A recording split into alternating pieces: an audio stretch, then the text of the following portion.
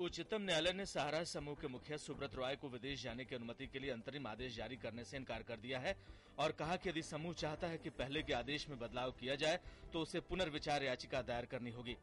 अदालत ने सुब्रत रॉय के विदेश जाने पर रोक निवेशकों के 24,000 करोड़ रुपए नहीं लौटाए जाने के मामले को लेकर लगाई है। मुख्य चुनाव आयुक्त वी.एस. संपत ने कहा है कि चुनाव आयोग राहुल गांधी द्वारा 24 अक्टूबर को इंदौर में दिए गए भाषण की निष्पक्ष रूप से जांच करेगा। आरोप है कि भाषण में राहुल गांधी ने कहा था कि मुजफ्फरनगर दंगों के पीड़ित लोग पाकिस्तान की खुफिया एजेंसी आईएसआई के संपर्क में हैं।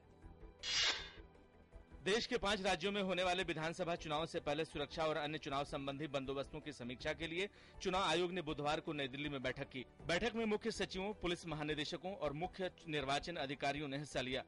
बैठक में चुनाव आयोग ने पड़ोसी राज्यों से चुनाव वाले राज्यों में घुसपैठ को रोकने के तौर तरीकों पर विचार विमर्श किया। साथ ही धन, शराब आदि की आवाजाही पर लगाम कसने पर भी विचार किया गया। अभिनेता संजय दत्त पेरोल अवधि के समाप्त होने के बाद बुधवार को यरवदा जेल लौट गए। गौरतलब है कि संजय दत्त को 14 दिन का पेरोल मिला था, जिसके बाद स्वास्थ्य के आधार पर उनके पेरोल को और 14 दिन के लिए बढ़ा दिया गया था। चारा घोटाले के चाईबासा कोषागार के फर्जी ढंग से 37 करोड़ 70 लाख रुपए निकालने के मामले में जेल में बंद बिहार के पूर्व मुख्यमंत्री और राष्ट्रीय जनता दल के मुखिया लालू प्रसाद यादव की जमानत याचिका पर झारखंड उच्च न्यायालय ने बहस के बाद आज आदेश सुरक्षित रख लिया, जिसे कल सुनाए जाने की संभावना है। इम्फाल में बुधवार तड़के मणिपुर के मुख्यमंत्री आवास के पास बम विस्फोट हो गया। इस विस्फोट में 2 लोगों की मौत हो गई और 7 लोग घायल हो गए। पुलिस ने बताया कि बम को सुरक्षा बलों को निशाना बनाने के लिए यास्कुल बस अड्डे पर सड़क किनारे रखा गया था।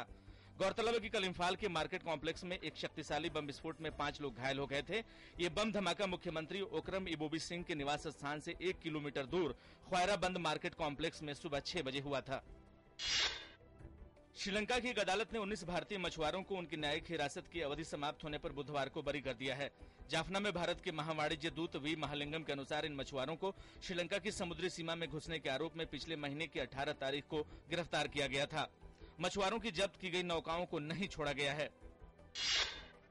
पेट्रोलियम प्रोडक्ट का प्राइसिंग फार्मूला तय करने के लिए बनाई गई किरीट पारेख कमेटी ने अपनी रिपोर्ट सरकार को सौंप दी है। किरीट पारेख कमेटी ने डीजल में एकमुश्त 5 रुपए प्रति लीटर की बढ़ोतरी की सिफारिश की है। वहीं डीजल पर 6 रुपए प्रति लीटर की सब्सिडी को भी साल भर में धीरे धीरे खत्म करने का सुझाव दिया है। किरीट पारेख कमेटी ने एलपीजी के दाम में 250 रुपए की एकमुश्त बढ़ोतरी की सिफारिश की है। साथ ही वो चाहते हैं कि सब्सिडी वाले सिलेंडर 9 के बजाय 6 कर दिए जाएं। मिट्टी के तेल की बात अलग है, जहां कीमत बढ़ाने का कोई सुझाव नहीं दिया गया है। बुधवार को बाजार में जोश दिखा और सेंसेक्स अब तक के सबसे उच्चतम स्तर पर बंद हुआ। सेंसेक्स 105 अंक चढ़कर 21,034 और निफ्टी 31 अंक चढ़कर 6,252 पर बंद हुए। मिड कैप शेयरों में मामूली बढ़त रही। स्मॉल कैप शेयर 0.6% मजबूत हुए।